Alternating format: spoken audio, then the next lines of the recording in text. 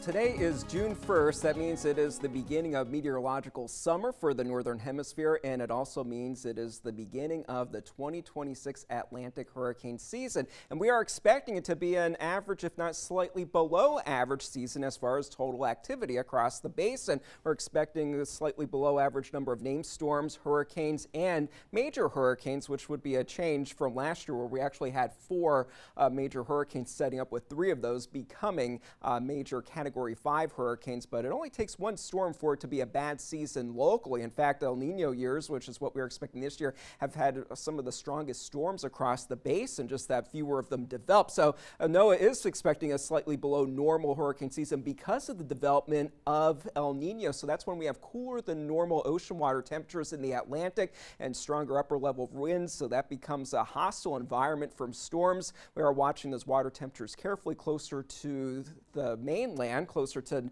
North America, where they're running just a little bit above normal right now with weak low level winds. So that could favor some activity a little bit closer to home, but so far it is all quiet across the basin. The first name on the list for 2026 is Arthur. Whenever that system is to form, that's the name that it will become. So as far as the conditions out there right now, a mix of clouds and sunshine, mainly some sunshine out over Savannah right now. 83 degrees is the current temperature, feeling like 88. We do have a lot of humidity, a lot of moisture in the air from all the rain that we had over the weekend, where some of us had 4 and 5 inches of rain over the past day or so. The Viper radar all clear for us locally this afternoon. That may change overnight with a few passing showers developing, but scattered storms will be setting up for us during the afternoon hours on Tuesday. And there is that potential for some of us to have some flooding concern. Rainfall rates could be in excess of 1 and 2 inches per hour. So definitely more much needed rain in the forecast, but a drier pattern will start to set up as we head into the later part of the work week. Now for tonight, a few clouds around early on. Those clouds will thicken up as we head past 3 and 4 o'clock